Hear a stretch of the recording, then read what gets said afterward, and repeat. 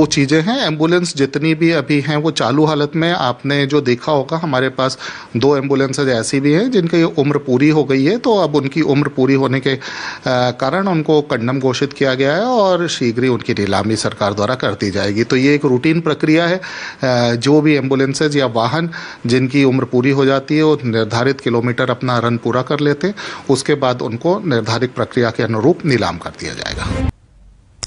तो कोई बड़ा इशू नहीं है। लोकेंद्र दवे, आप सुन रहे थे उनको, लोकेंद्र दवे जो खुद ये बता रहे थे, अस्पताल के सुपरिटेंडेंट हैं जेपी अस्पताल के, हमीदिया अस्पताल के, और कह रहे थे कोई बड़ा इशू नहीं है, किसी की जान जाए, वाकई इन सरकारों के लिए कोई बड़ा इशू नहीं है। याद होगा आपको, बिहार की भी ऐसी कड़वी हकीकत हमने आपको दिखाई थी। तो दरअसल सच्चाई यह है कि राज्य बदल जाते हैं, नाम बदल जाते हैं, लेकिन स्वास्थ्य सेवाओं की स्थिति हर राज्य में जस की तस है। कोई जवाबदेही लेने वाला नहीं है, क्योंकि सीधा सीधा सफेद झूठ कैमरे पे आकर बोला जाता है। मेरे साथ इस वक्त आप देख सकते हैं कुछ खास मेहमान जुड़ चुके हैं जिनसे आज सच जानने की हमारी कोशिश होगी। आशीष अग्रवाल जी बीजेपी से हमारे साथ मौजूद हैं, रवि सक्सेना कांग्रेस से हमारे साथ इस वक्त जुड़े हुए हैं, doctor Manoj Kumar senior consultant max अस्पताल से हमारे साथ इस वक्त जुड़े हैं, डॉक्टर अनूप निगम है president Indian medical association Madhya Pradesh के। सबसे पहले आशीष जी, मैं आप ही के पास आना चाहूंगी। मैं आपसे कोई सवाल पहला नहीं पूछना चाहती, ये सारी हकीकत हमने दिखा दिया, हमने तमाम जिम्मेदार लोगों के बयान सुना दिए। अब आप इसको देखने के बाद पहली प्रतिक्रिया दीजिए, आपको क्या लग रहा है, प्रदेश की वास्तविक स्थिति क्या है, स्वास्थ्य सेवा की हाल? सबसे पहले तो दिवंगत जो शाहना है उनके परिवार के प्रति मैं पूरी संवेदनशीलता से उनको नमन करता हूं। और बिना किसी मेडिकल ओपिनियन के अगर आप ये कह रहे हैं कि उनकी मौत अमुक कारण से हुई, तो मुझे लगता है ये भी थोड़ा सा अन्याय और ज्यादती। जब तक मेडिकल ओपिनियन नहीं हो कि उनकी मौत का क्या कारण है, तो इतने स्ट्रांगली अपनी बात को नहीं रखना चाहिए। न्यूज 24 बहुत जिम्मेदार चैनल है, ऐसा नहीं हो कि जनता में हम झूठ और भ्रम परोसें। दूसरा विषय, मध्य प्रदेश की क्या स्थिति है, अगर इसको आपको जानना है तो हम आंकड़ों की नजर डालें। अभी रिसेंटली मध्य प्रदेश ने कोविड की सेकेंड वेव से लड़ाई लड़ी, और इस कोविड की सेकेंड वेव में जो मध्य प्रदेश जनसंख्या के हिसाब से 6वें स्थान पर आता है, वो एक्टिव केसेस में, मोर्टेलिटी रेट में, वो रिकवरी रेट में सदैव राष्ट्रीय एवरेज से बेहतर रहा, और हम एक्टिव केसेस के मामले में 7वें से 20वें नंबर पे नजर आए। ऑक्सीजन की किल्लत को लेके जो जिस तरीके से मध्य प्रदेश के संवेदनशील मुख्यमंत्री ने प्रयास किए, जिस तरह से हमने सब जितनी सुनी होगी आशीष जी आपने, तुम्हारी कागजों में गांव का मौसम गुलाबी है मगर ये आंकड़े झूठे हैं, ये दावा किताबी है। और आपको तो पता है बखूबी, आपको पता है कि कितने केसेस छिपाए गए मौतों के, ये मुझे बताने की जरूरत नहीं, इस पर खूब हो हंगामा हुआ था। जो आंकड़े हैं वो खुद गवाही दे रहे हैं। कुल मिलाकर के ये मैं आप लोगों के आंकड़े अगर बता दूं, सरकारी आंकड़े 8,989 लोगों की मौत, और आप जानते हैं ये झूठे आंकड़े हैं। हमारे संवाददाता ने जगह जगह घूमकर जितने लोगों का दाह संस्कार हुआ उसके एग्जैक्ट फिगर क्या आते हैं और आप क्या बताते हैं, उसमें जमीन आसमान का अंतर नजर आता है। तो कृपया यहां बैठकर ये दुहाई मत दीजिए। आशा जी, जितना धैर्य से मैं आपको सुनता हूं, आपकी इतनी लंबी स्टोरी सुनी और आपके प्रश्न को सुना, उतने ही धैर्य से आप मेरे अगर प्रति उत्तर को नहीं सुनेंगे तो दर्शकों के साथ अन्याय होगा, फिर शायद ये डिबेट एक तरफा हो जाएगी।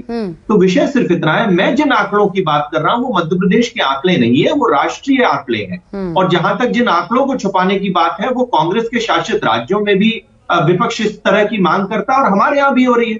और कांग्रेस शासित राज्य तो आप देखिए, जो इस देश की मात्र 20% जनसंख्या पर मैं मध्य प्रदेश की बात कर रही हूँ, मुझे टोकना पड़ेगा आपको, मैं मध्य प्रदेश की बात कर रही हूँ, मैं मध्य प्रदेश की आपसे बात कर रहा हूँ। तो मध्य प्रदेश ने कोरोना की लड़ाई को बेहतर ढंग से लड़ा। ठीक है, विपिन है मेरे साथ। मध्य प्रदेश के कोरोना वॉरियर्स का असम्मान ना करें। जिस सिस्टम से सब कुछ चलता है, किसी की जान चली जाती है, आप बोल रहे हैं कि परिवार झूठ बोल रहा है, कैसे काम चलेगा? मेरे साथ विपिन भोपाल से मौजूद है। ठीक है आशीष जी, आपकी हर बात कबूल है। मैं विपिन मेरे साथ मेरे सहयोगी मौजूद है भोपाल से, आप उनकी जुबान सुन लीजिए। ओपिनियन के तो मुझे लगता है ये जनता में भ्रम फैलाया जा रहा है। भ्रम, ठीक है, विपिन मौजूद है, भोपाल में ही मौजूद है और वहां की हकीकत विपिन आपको बताएंगे। मैं यहाँ दिल्ली में बैठी हूँ, आप कह सकते हैं कि मैं झूठ बोल रही हूँ। विपिन, आप ही बताइए, ये जो आंकड़ों की बात हो रही है, जो हालात है, आप जगह जगह गए, क्या दिखा?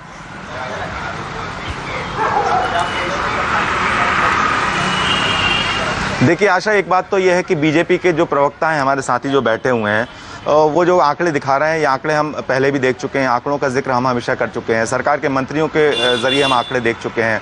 सरकार सिर्फ आंकड़ों को तो ज़रूर दिखाती है। हम भी वही बता रहे थे, हमने अपनी रिपोर्ट्स में भी यही दिखाया कि आंकड़ों में, सरकारी फाइलों के आंकड़ों में जो चीज़ें हैं वो ज़मीनी हकीकत उनकी अलग है। आंकड़ों में कहते हैं कि 3 एम्बुलेंस हैं, देखते हैं तो वहाँ पर जाके दिखती है कि 2 एम्बुलेंस कबाड़ में है। आंकड़ों में देखते हैं कि इनके पास 108 की पूरी सेवा है। जब हम ज़मीन पे आके देखते हैं कि एम्बुलेंस 108 नहीं मिलने से कितनी दिक्कतें होती हैं, कितनी परेशानी हुई। हम बहुत दूर नहीं गए आशा, हम किसी गांव में नहीं गए, किसी छोटे ज़िले में नहीं गए। हमने जब जो तस्वीर दिखाई वो मध्य प्रदेश की राजधानी भोपाल की है। यकीनन हम किसी गांव में जाते तब सरकार या फिर स्वास्थ्य विभाग या हमारे प्रवक्ता जो बीजेपी के हैं वो बोल सकते थे कि हाँ ठीक है, गांव में सेवाएं हैं, दुरुस्त करने की कोशिश कर रहे हैं। आप राजधानी में नहीं कर पा रहे हैं तो छोटे जिलों और मध्य प्रदेश के बाकी जिलों में कैसे जाके इस बात पर जिक्र करेंगे? तो जब राजधानी के हालात ये हैं तो इस बात का अंदाजा लगाया जा सकता है। जब भी आप सवाल करेंगे, जब भी आप, मैंने सरकार से सवाल किया, चिकित्सा शिक्षा मंत्री से यही सवाल किया कि आपने आशा, हमने पूछा कि आपने क्या 108 एम्बुलेंस के भरोसे छोड़ दिया है क्या मरीजों को, और उसी कंपनी के भरोसे, जिस कंपनी को आप बार बार नोटिस देके पेनल्टी ठोकते हैं कि लापरवाही करती है, आप उनके भरोसे छोड़ चुके हैं। आपके पास सरकारी एम्बुलेंस के नाम पर मात्र मध्य प्रदेश में 148 एम्बुलेंस हैं, जिनमें एक जिले में हो सकता है एक है, भोपाल की छोड़ दी जाए, ग्वालियर छोड़ दिया जाए, बिल्कुल बड़े शहरों को छोड़ दिया जाए, लेकिन जो छोटे जिले वहाँ एक एम्बुलेंस है और वो भी कबाड़ होगी। हकीकत आपके सामने है। विपिन बता रहे भोपाल में मौजूद पूरी जिम्मेदारी के साथ न्यूज़ 24 कोई खुलासा करता है तो पहले मैं आपको बता दूं, पूरी जिम्मेदारी के साथ हम कागजों की बात नहीं कर रहे, हम हकीकत जमीनी पड़ताल करके फिर आपसे पूछ रहे हैं। थोड़ा सा समय दीजिएगा। देखिए विपिन जी बड़े मूर्धन्य पत्रकार हैं, बहुत सम्मान करता हूँ। मेरा सिर्फ उनसे एक प्रश्न है, उन्होंने जो दिवंगत शाहाना का विषय बताया, क्या उन्होंने किसी मेडिकल ओपिनियन लिया कि क्या उसकी मृत्यु सही में एम्बुलेंस नहीं मिलने के कारण हुई?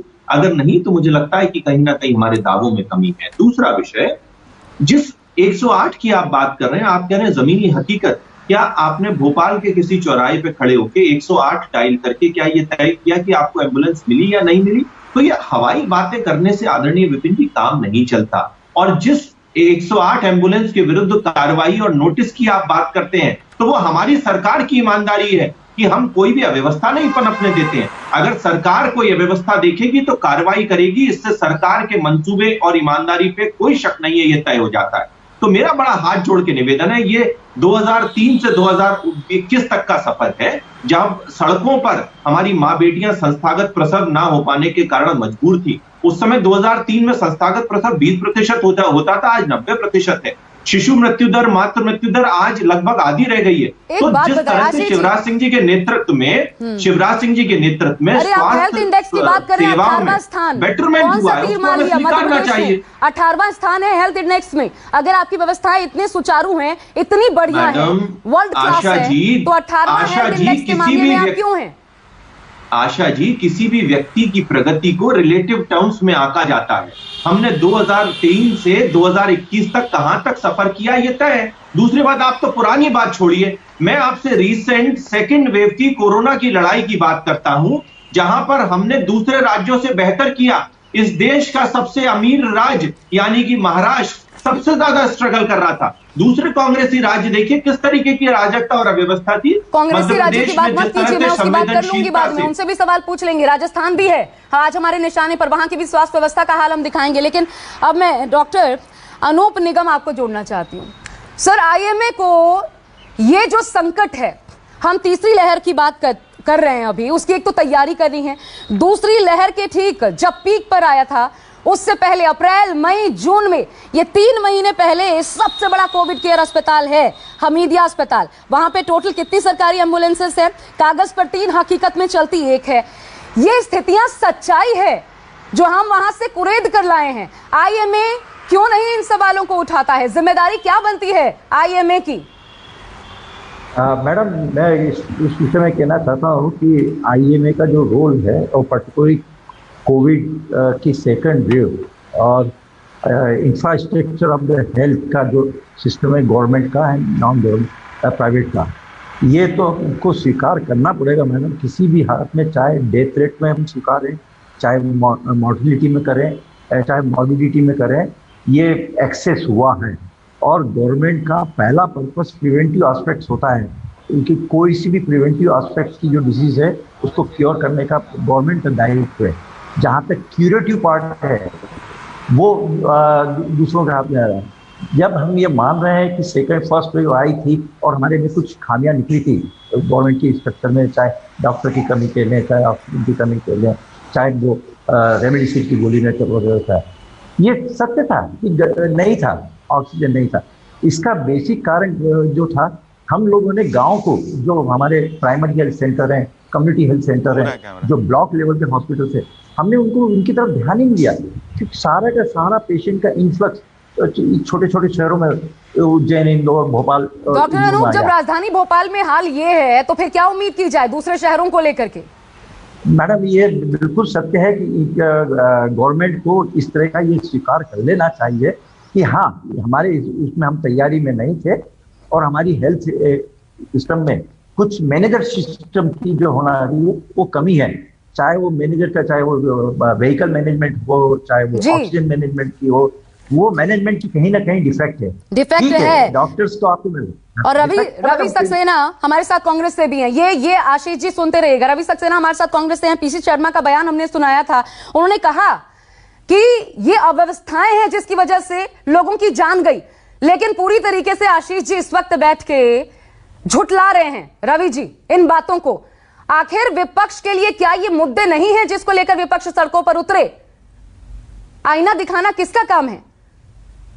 आशा जी, मैं आपको एक बात कहना चाहता हूं, ये बीजेपी जो है ये भारतीय झूठ पार्टी है।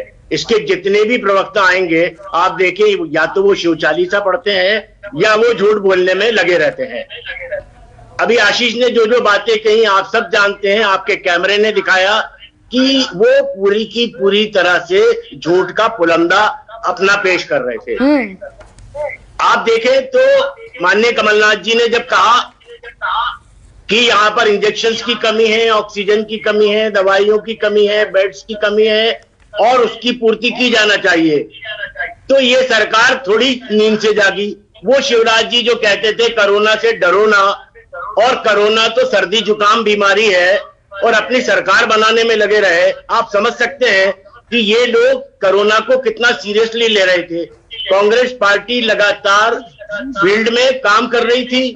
माननीय कमलनाथ जी के नेतृत्व में सारी कांग्रेस पार्टी के लोग, जो बीमार लोग हैं उनको सुविधाएं मुहैया कराने में लगे हुए थे। चाहे इंजेक्शंस की बात हो, चाहे ऑक्सीजन की बात हो, दिग्विजय सिंह जी की भी पूरी टीम लगी हुई थी।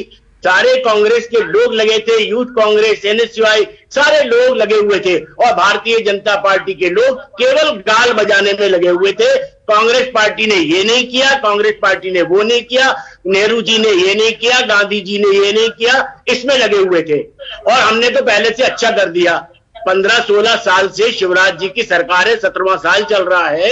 और आप समझ सकते हैं कि आज भी आपके पास आंकड़ा होगा कि हेल्थ सेक्टर में पूरे देश में मध्य प्रदेश 17वें नंबर पर है। और ये कहते हैं कि हमने 17 साल में आमूलचूल परिवर्तन कर दिया। हमीदिया अस्पताल में एम्बुलेंस नहीं, जेपी हॉस्पिटल में एम्बुलेंस नहीं, इनको कि ये 5 स्टार हॉस्पिटल्स बताते हैं। एम्बुलेंसेस खड़ी और ये हकीकत है रवि जी। डॉक्टर मनोज, और ये स्थिति देखकर क्या हम उम्मीद करें तीसरी वेव के लिए हम तैयार होंगे? पीक में तो आप न जाने कहां थे, कान में तेल डालकर सोए पड़े थे, तो फिर इन हालात में अभी भी कानों पर जू नहीं रेंग रहा कि इन एम्बुलेंसेस को दुरुस्त करवाया जाता। अभी भी जब लहर कम हुई है, आप कब करेंगे तैयारी? अभी तक तो दुरुस्त हो जानी चाहिए थी। कोविड में सब कुछ बंद था, इसका हवाला कब तक देते रहेंगे? तो फिर तीसरी स्टेज के लिए हम कहां तैयार हैं?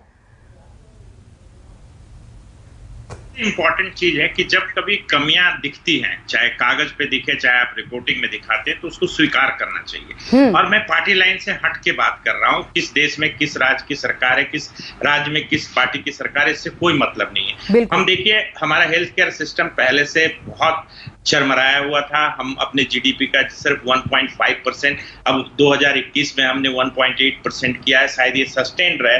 हमारे हेल्थ केयर सिस्टम में जो भी प्राइमरी हेल्थ सेंटर्स हैं, उसमें ऐसे सेंटर्स हैं जहां 10% में कोई व्यवस्था ही नहीं है, और सब सेंटर्स तो ऐसे हैं जिसमें 25% सब सेंटर्स में इवन पीने के पानी की व्यवस्था नहीं है। तो अब ये चीजें स्वीकार कर लीजिए, क्योंकि जब हमें कोविड ने अपना नंगा दृश्य दिखा दिया हमारे हेल्थ केयर सिस्टम का, तो आप इसको मानिए। सबसे पहले एक्सेप्टेंस होना चाहिए, और ये जवाबदेही सिर्फ डॉक्टर या सीएमओ या सीएमएचओ की नहीं है, इसमें उस डिस्ट्रिक्ट के कलेक्टर की भी है, वहां के हेल्थ सेक्रेटरी की भी है, वहां के स्वास्थ्य मंत्री की भी है, और मुख्यमंत्री की भी है। तो सिर्फ इस तरह से कि सीएमएचओ या सीएमओ की जवाबदेही निर्धारित की जाती है। और आपको ये पता होना चाहिए कि एम्बुलेंस बहुत इंपॉर्टेंट पार्ट है हमारे समझिए हेल्थ केयर का, क्योंकि अगर गोल्डन टाइम या गोल्डन पीरियड या हम 15 मिनट और घंटे भर की टाइम देते हैं हार्ट अटैक के और सर ये कितना दुर्भाग्यपूर्ण है कि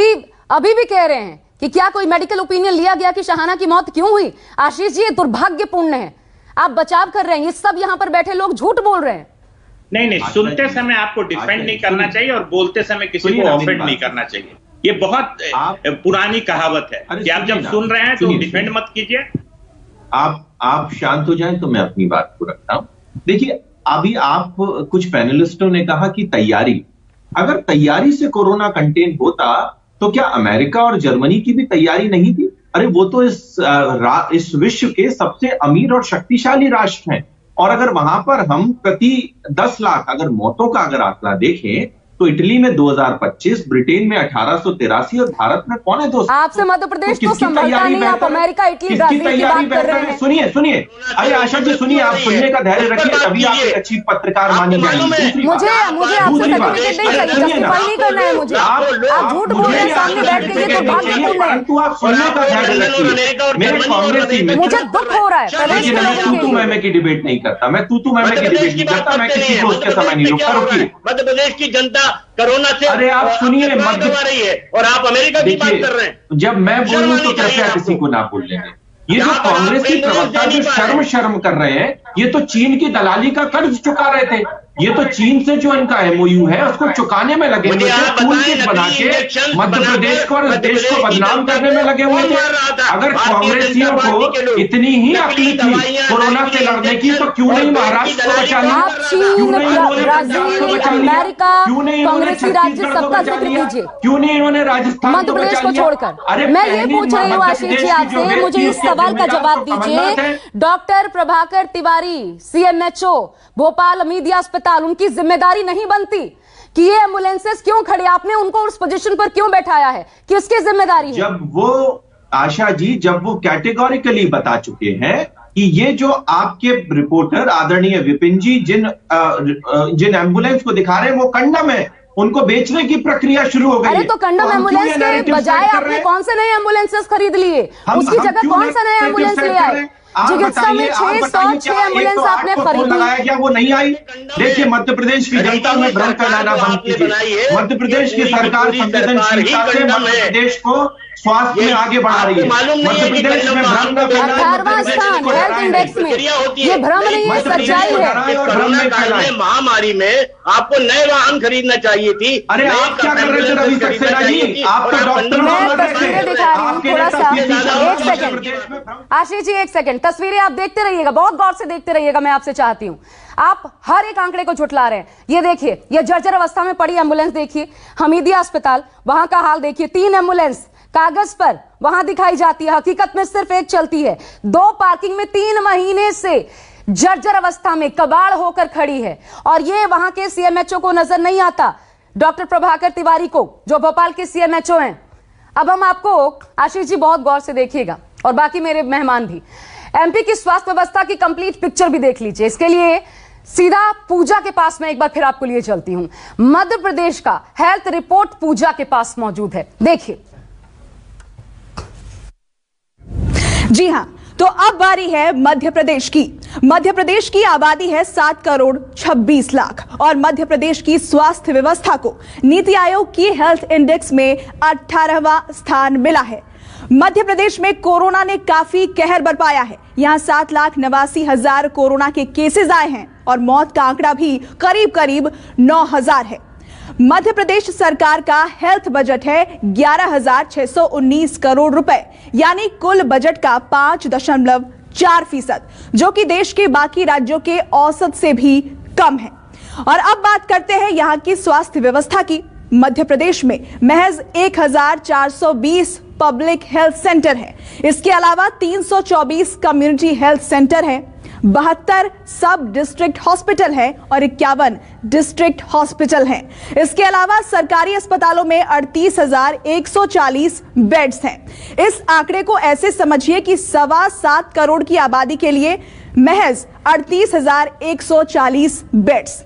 अब आपको एक और चौंकाने वाला आंकड़ा दिखाते हैं। WHO यानी विश्व स्वास्थ्य संगठन यह कहता है कि 1000 की आबादी पर एक डॉक्टर होना चाहिए।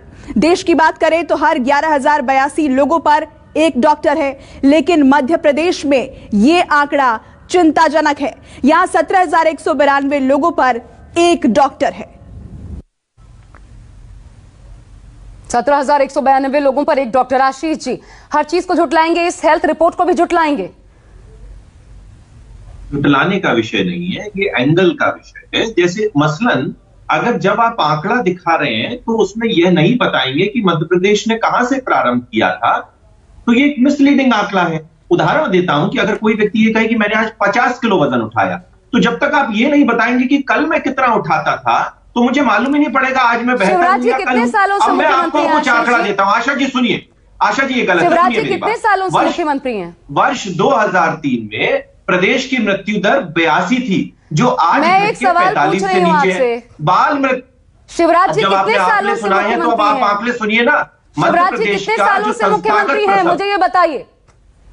मध्य प्रदेश का संस्थागत प्रसव पहले 22% होता था। आपके पास, आपको पता है, आपको पता है, ये सभी जिला अस्पतालों में आज डायलिसिस की व्यवस्था है। मध्य प्रदेश के सभी जिला अस्पतालों में अब कीमोथेरेपी प्रारंभ की जा चुकी है। मात्र मृत्यु दर जो कभी 380 होती थी आज 200 से नीचे है। 17,192 लोगों पर एक बेड। आप समझिए मध्य प्रदेश ने 18वां स्थान हेल्थ इंडेक्स के मामले में। मध्य प्रदेश बीमारू राज्य था, बिजली थी नहीं, 606 एम्बुलेंसेस आपने खरीद कर दी, कागजों पर चलती है। ये ठीक नहीं है। देखिए मेरे लगातार अगर आप बोलेंगे तो आप क्या, मैं आपसे सवाल क्या पूछ रही हूँ, मध्य प्रदेश में कितने सालों से शिवराज सिंह चौहान की सत्ता है, बताइए। बहुत स्पष्ट है, मध्य प्रदेश में भारतीय जनता पार्टी की सरकार ने 3 टर्म पूरे किए हैं और उसके बाद 24 मार्च 2020 से हम दोबारा हैं। कितने साल चाहिए होते हैं दुरुस्त? आप तो 5 साल का वायदा करके जनता के बीच जाते हैं ना, 5 साल में सब दुरुस्त कर देंगे। रवि सक्सेना जी, देखिए आशा जी, मध्य प्रदेश 5 सालों में दुरुस्त कर देंगे ये कहा जाता है। मैं डॉक्टर मनोज को भी जोड़ना चाहती हूँ। जनता लगातार हमें आशीर्वाद दे रही है, हमें अगर अपने वोट परसेंटेज में आगे कर रही है तो हमने अपने वादों को निभाया है ना। 5 सालों में आप 15 साल बाद कह रहे हैं कि देखिए हम कहां से शुरू नहीं लगा सकती। डॉक्टर मनोज, मध्य प्रदेश की व्यवस्थाओं पे जस्टिफाइड है इस प्रकार की नहीं लगा सकती कि हमने कहां से शुरू किया? जब जनता ने मैंडेट दे दिया, मध्य प्रदेश की जब जनता लगातार मैंडेट देती आ रही है तो आपको स्वीकारना चाहिए। आज भी आप देख लें, ये आप तो दलाल पार्टी हो, आप तो चाइना से दलाली खा के मध्य प्रदेश और इस देश को बदनाम करने में लगे हो। आप समझ सकते हैं, इनका काम ही है झूठ बोलो, राज करो।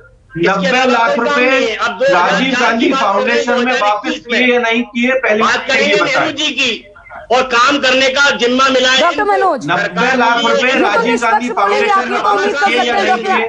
आशीष जी, ये तो आप उम्मीद कर सकते हैं। डॉक्टर मनोज, चलिए मैं मान लेती हूँ कांग्रेस के प्रवक्ता को, ठीक है, विपक्ष का काम है निशाना साधना। डॉक्टर मनोज को तो सुनिए, एक राज्य सरकार को डॉक्टर मनोज कितना वक्त चाहिए व्यवस्थाओं को दुरुस्त करने के लिए? जस्टिफाइड है कहना कि हमने कहां से शुरू किया अभी भी, तो फिर ऐसी सरकार को सत्ता में बने रहने का क्या हक है? नहीं, देखिए मैं इस पे इस तरीके से कमेंट करूंगा और मेडिकल लैंग्वेज में कमेंट करूंगा कि एक टर्न अराउंड टाइम होना चाहिए। कोई भी चीज को सुधारने के लिए आपको एक वक्त होना चाहिए कि इस वक्त में हम ये चीजें सुधार करेंगे।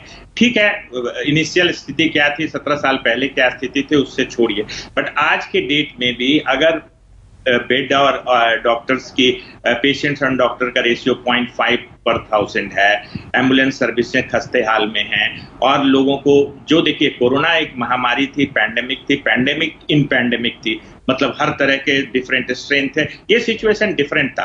बट मैं बात कर रहा हूं कि जो मेडिकल इमरजेंसी है, इवन जो मेडिकल इमरजेंसी है जैसे हार्ट अटैक है, स्ट्रोक है, इसके लिए भी आपको एक बहुत पुख्ता एम्बुलेंस सर्विसेज की जरूरत होती है। और जहां तक बात है कि ये कंडम एम्बुलेंस है, तो इसको रिप्लेस होना चाहिए बिफोर इसकी नीलामी से पहले। इन एम्बुलेंस को रिप्लेस होना चाहिए और ठीक उसी नंबर्स में नहीं, उससे ज्यादा नंबर्स में होने चाहिए। जैसा आपने कहा कि छोटे छोटे, आप जैसे हम वेस्टर्न कंट्री की बात करते हैं, आप देखिए उसको तुलना मत कीजिए। मॉर्टेलिटी रेट ठीक है, स्ट्रेन कोविड-19 की कैसी थी उस पर डिपेंड करती है, बट आपने अमेरिका में किसी को कंधे पे सिलेंडर लेके भागते हुए नहीं देखा। तो ये हमारे लिए खुद ही बहुत ही एक शर्मनाक विषय भी बना कि हर जगह आपने इंटरनेशनल मीडिया में भी हमारे मखौल उड़ाए गए। ये किस पार्टी का राज था, किस राज्य से ये रिपोर्ट गई थी, ये नहीं, मुझे इसमें नहीं जाना है। बट मैं विपिन को भी थोड़ा जानना चाहती हूँ, विपिन के पास भी थोड़ा जानना चाहती हूँ। विपिन, ये अगर राजधानी भोपाल का हाल है तो दूरस्थ इलाकों का क्या हाल है, जरा ये भी बताइए। वहां पर सरकार की कोई नजर है? वहां पर लोग मर रहे हैं, जी रहे हैं, किसी को कोई फिक्र पड़ी है?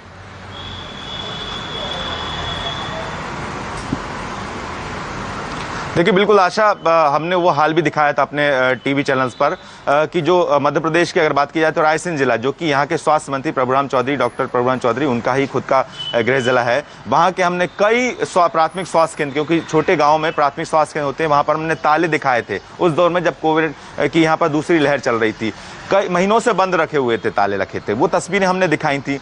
एक बात मैं आपसे बस ये बताना चाहता हूँ कि ये जिस तरह से भोपाल की जो सहाना है, उनके परिवार ने इस बात को उठाया कि एम्बुलेंस की दिक्कत हो रही थी, उसकी वजह से बीजेपी के प्रवक्ता बोलते हैं कि मेडिकल उसमें ओपिनियन चाहिए। मेडिकल ओपिनियंस में कहीं इस बात का जिक्र हो ही नहीं सकता कि एम्बुलेंस या किसी चीज़ की, क्योंकि वो सिर्फ एक मरीज की ओपिनियन दे सकते हैं, ये उनको समझना चाहिए। दूसरी चीज़ है कि वाकई में जब हम गांव पे अगर जाएंगे तो गांव के लोगों को बड़ा ही उनके यहाँ अगर मौत भी हुई है तो वो चीज़ सामने नहीं लाते, क्योंकि प्रशासन से उनको सीधे तौर पर लड़ना है। कल को राशन पानी की दिक्कत हो सकती है। ये हम बिल्कुल ग्राउंड की बात कर रहे हैं आशा, क्योंकि अगर कोई आवाज़ उठाता है, गाँव का व्यक्ति अगर आवाज़ उठाता है, हमने कुछ लोगों से बात करने की कोशिश की, आसपास के गाँव में जाके भी बात करने की कोशिश की, लेकिन कैमरे के सामने उनको ये लगता है कि अगर कल को अगर इस तरह की बातें कर देंगे कि उनकी मौत इस वजह से हुई या कोई कारण बताएंगे, तो उनका जो वहाँ का प्रशासनिक जो स्तर पर जो लोग हैं वो कहीं ना कहीं उनको दिक्कत कर सकते हैं, क्योंकि उनको राशन भी लेना है, उनको सरकारी चीजों के सर्टिफिकेट बनवाना है। तो इस तरह के प्रेशर जो है वो झेलते रहे। कोविड की दूसरी लहर में भी ये प्रेशर झेला था। देखिए ये भी डर है, ये भी डर है। तो ऐसे में आम आदमी क्या करे? आवाज उठा नहीं सकता, उसको सुविधाएं मिलेंगी नहीं, वो अपनी मौत मरने को मजबूर है। लेकिन डॉक्टर अनूप निगम, क्या ये जस्टिफाइड है सर कि सबसे बड़ा कोविड केयर अस्पताल, उसमें 3 एम्बुलेंस, सिर्फ 3 एम्बुलेंस सरकारी, और उसमें भी 2 खराब, मात्र 1 चलती है? ये आश्चर्यजनक है। ये सोच से परे है कि स्वास्थ्य व्यवस्था कैसे चलती है मध्य प्रदेश में। मैडम, मैं दोनों प्रवक्ताओं से, कांग्रेस और बीजेपी से माफी मांगते हुए कहूंगा कि जहां तक डॉक्टर का सवाल है, इंडियन मेडिकल एसोसिएशन का सवाल है, डॉक्टर संगठित एक समूह है, वो बेचारा अपने पेशेंट की केयर में उसमें, और उसमें खुद भी डॉक्टर शहीद हुआ है। अब रहा सवाल ये मैनेजर का जो काम है, थोड़ा सा स्ट्रांग सुपरविजन चाहिए, जो कि ये सारी व्यवस्थाएं सुधर सकती है। हाँ। ये तो आपने मैडम अच्छा हुआ कि भोपाल का दिखाया। आप थोड़ा सा 40 किलोमीटर 100 किलोमीटर अंदर जाइए, जहाँ के primary health centre, community health centre जो है इतनी खराब हालत में है कि पूछो मत। वहाँ पे रेशो देखिए डॉक्टर का, और ये जैसा एक प्रवक्ता साहब ने बोला कि जो रेशो है वो बहुत कम है, और गांव में तो और कम है। तो जो गांव में डेथ हो रही है उसका क्या वो हमारे वो नहीं है? वो भारतीय हैं, वो मध्य प्रदेश के निवासी हैं और वो मानव हैं। हम तुलना नहीं कर रहे अमेरिका से और उससे और उनके पैसों से और उनसे। हम ये मैनेज कर सकते हैं। ये मैनेज ऐसा नहीं कि मैनेज नहीं हो सकता। एक एम्बुलेंस जब प्राइवेट हॉस्पिटल अच्छे चला सकते हैं, 1000 बेडेड हॉस्पिटल, तो क्या गवर्नमेंट संस्था नहीं चला सकती? जबकि इतना सुपरविजन पावर है उनके पास में, मिनिस्टर से लेके नीचे सीएमएचओ और सीएमएचओ से लेके पूरा लेवल है। तो मेरा ख्याल है कि कहीं ना कहीं सुपरविजन की अव्यवस्था है। कोई जवाबदेही नहीं है, कोई जवाबदेही नहीं है, जवाबदेही नहीं है। असली बात ये है। डॉक्टर रवि कह रही हूँ, रवि सक्सेना जी, कोई जवाबदेही क्या तय भी होती है? वो जो रेगुलर मॉनिटरिंग एक टर्म हम बार बार यूज करते हैं कि अगर ये होता रहे तो सारी व्यवस्थाएं दुरुस्त हो जाए, वो मध्य प्रदेश में इस वक्त बाकी भी है। सीएमएचओ को पद पर रहने का कोई हक इस वक्त बनता भी है ये देखने के बाद? आशा जी, मैं आपको कह रहा हूं कि ये मध्य प्रदेश की सरकार ही पूरी कंडम सरकार है, वाहनों की बात नहीं है। आप देखें तो इनके प्रवक्ता जिस तरह से सफेद झूठ बोल रहे, सफेद झूठ भी शर्मा जाए इनके झूठ के सामने, उंगली उठा के खड़े हो जाएंगे। आदमी बोलना चालू करेगा तो झूठ बोलने की तैयारी चालू कर देते हैं। मध्य प्रदेश में आप देखें 18वें स्थान पर हेल्थ पैरामीटर्स पे हम खड़े हुए हैं और 17 साल से शिवराज जी की सरकार इस मध्य प्रदेश में है। ये आज भी 2004 का रोना रोते हैं। 2021 में 2004 का रोना रो रहे हैं। तो 17 साल तो क्या कर रहे थे आप? क्या इस मध्य प्रदेश की जनता को मरने के लिए छोड़ दिया है आपने? आशीष जी, अब हाथों से पैसे लूटने में लगे हुए, मुझे मशीनों से नोट गिनने में लगे हुए, भ्रष्टाचार में गले गले तक। कोई जवाबदेही आप लेने को तैयार है? किसी से सवाल पूछा जाएगा कि ये हाल क्यों है? कोई जिम्मेदार होगा इसके लिए या सिर्फ झूठ बोला जाएगा? आशा जी देखिए, सबसे पहले तो मैं आपके शब्दों को झूठ नहीं बोल रहा, आप मेरे शब्दों को मत बोलिए। आप अपनी बात रखिए, मैं अपनी बात रख रहा हूं। सबसे पहले तो ये देश लोकतंत्र से चलता है। अरे आप अच्छी बातें मत कीजिए, संविधान मेरे पास इतना लंबा वक्त नहीं है। मुझे सीधा बताइए कि कोई कार्रवाई होगी? अकाउंटेबिलिटी आप तय नहीं करते हो, अकाउंटेबिलिटी जनता तय कर लेती है और हर 5 साल में हिसाब किताब लेती। जनता ने अकाउंटेबिलिटी तय की थी, आपने तो सत्ता हथिया ली। वो एक अलग विषय है, लेकिन जवाबदेही आपकी, आखिर में जवाबदेही तय होगी कि नहीं? आशीष जी, मेरा आखिरी सवाल आपसे। सेट करना बंद करें, मध्य प्रदेश को बदनाम मत करें। मध्य प्रदेश की सरकार बेहतर काम कर रही है। मध्य प्रदेश के लोग कोई एम्बुलेंस की कमी से नहीं मरे। किसी भी तरह की भ्रम और मध्य प्रदेश को बदनाम करने की साजिश अस्वीकार है। फिर मुझे ये कहना चाहिए, मध्य प्रदेश में फिर मुझे ये कहना चाहिए कि जो एक्सेप्टेंस ही ना दिखे उसमें हम क्या उम्मीद करें? प्रदेश में प्राइवेट अस्पतालों आप शुरू से लेकर के अब 5 लाख तक की स्वास्थ्य व्यवस्था। मैं आपको बताती हूँ, बिहार में हमने सच्चाई दिखाई, बीजेपी ने उसे स्वीकार किया और बदलाव की बात भी की। ये मध्य प्रदेश है जहां पर मामा शिवराज कहे जाते हैं और मामा शिवराज के राज में प्रवक्ता आकर सीधा सीधा नकारते हैं सच्चाइयों को। यह हकीकत है। बिहार की हालत, बिहार की दयनीय हालत हो स्वास्थ्य व्यवस्था के मामले में, लेकिन जिम्मेदारी के मामले में नहीं कहा जा सकता क्योंकि वो जिम्मेदारी उठाने को तैयार थे। मध्य प्रदेश उससे भी गया गुजरा। ये एमपी अजब है, वाकई गजब है, यही कहना पड़ेगा। मुझे एक ब्रेक लेना पड़ रहा है यहां पे, लेकिन देखिए ऑपरेशन बीमार लगातार जारी है। अभी तो शुरुआत हुई है। अलग अलग राज्यों की लोकतंत्र के प्रहरी बनकर जो कान में तेल डालकर सोए हैं उनको जगाने के लिए अलग अलग राज्यों की हेल्थ रिपोर्ट आपके सामने लेकर हम हाजिर होते रहेंगे। एक बहुत छोटा सा ब्रेक, इस ब्रेक के बाद लौटते हैं तुरंत वापस। जारी है ऑपरेशन बीमार।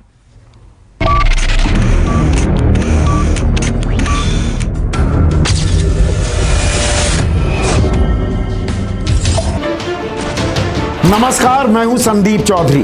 अगर आपको ये वीडियो पसंद आया हो तो इसे लाइक और शेयर जरूर करें और हाँ, हमें सब्सक्राइब और फॉलो करना ना भूलें ताकि आप देश और दुनिया की कोई खबर मिस ना करें। तो जुड़िए हमारे साथ और देखते रहिए News 24।